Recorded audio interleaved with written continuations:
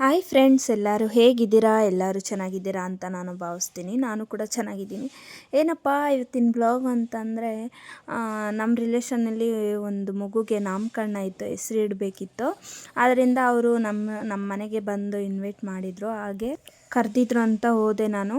ಹಾಗೆ ಬೆಳಗ್ಗೆನೇ ಹೋಗಬೇಕಿತ್ತು. ಅವ್ರು ಹೇಳಿದ್ದಿತ್ತು 10-11 ಏನೋ ಹೇಳಿದ್ದಿತ್ತು. ಆದರೆ ನನಗೆ ಕೆಲಸ ಇದ್ದಿದ್ದರಿಂದ ನಾನು ಹೋಗೋಕ್ಕಾಗಲಿಲ್ಲ. ಹಾಗೆ ನಾನು ಕೆಲಸ ಮುಗಿಸ್ಕೊಂಡು ಹೋಗೋಣ ಅಂತ ಅಂದ್ಬಿಟ್ಟು ನನ್ನ ರಿಲೇಷನ್ನಲ್ಲೇ ರಮ್ಯಾ ಮತ್ತು ಹಾಗೆ ಮುನ್ರತ್ನ ಅಂತ ಅವ್ರ ಹೆಸರು, ಅವರು ಇಬ್ಬರೂ ಬರ್ತೀನಿ ಹೋಗೋಣ ಅಂತ ಅಂದಿದ್ರು. ಪಾಪ ಅವ್ರ ಕಾರಣಾಂತರಗಳಿಂದ ಒಬ್ಬರು ಬರೋಕ್ಕಾಗಿಲ್ಲ. ಯಾಕೆ ಅಂದರೆ ಅವ್ರು ಮನೆ ಕಟ್ಟಿಸ್ತಾ ಇದ್ದಾರೆ. ಅದರಿಂದ ಅಲ್ಲಿ ಆಳುಗಳಿರ್ತಾರಲ್ಲ, ಅವ್ರಿಗೆ ಟೀ ಕಾಫಿ ಏನಾನ ಮಾಡಿಕೊಡೋದಿರುತ್ತೆ. ಅದರಿಂದ ಅವಳು ಬರೋಕ್ಕಾಗಲಿಲ್ಲ. ಹಾಗೆ ನಾನು ಮತ್ತು ರಮ್ಯಾ ಇಬ್ಬರು ಹೋಗಿದ್ವಿ. ಆದರೆ ನಾವು ಹೋಗೋಸತ್ಗೆಲ್ಲ ಆಗ್ಬಿಟ್ಟಿತ್ತು. ಮಗುಗೆ ಬಟ್ಟೆ ಎಲ್ಲ ಬಿಚ್ಚಾಕ್ಬಿಟ್ಟಿದ್ರು ಮತ್ತು ಅಲಂಕಾರ ಮಾಡಿದ್ರಲ್ಲ ತೊಟ್ಲಿಗೆ, ಅದೆಲ್ಲ ಎತ್ಬಿಟ್ಟಿದ್ರು. ಹಾಗೆ ನಾವು ಹೋಗಿ ಆದಮೇಲೆ ಅವರು ಊಟ ಕೂಡ ನಮಗೆ ಬಡಿಸಿದ್ರು. ಊಟ ಎಲ್ಲ ತಿಂದ್ಬಿಟ್ಟು, ಊಟ ಎಲ್ಲ ಚೆನ್ನಾಗಿತ್ತು. ಏನೋ ಸಿಂಪಲಾಗಿ ಮಾಡಿದರು, ಮನೆ ಮಟ್ಟಕ್ಕೆ ಸಿಂಪಲಾಗಿ ಮಾಡ್ಕೊಂಡಿದ್ರು. ಹಾಗೆ ನಾನು ಬೆಳಗ್ಗೆ ಒಂದು ಮನೆ ಕೆಲಸಕ್ಕೆ ಹೋಗಿರಲಿಲ್ಲ.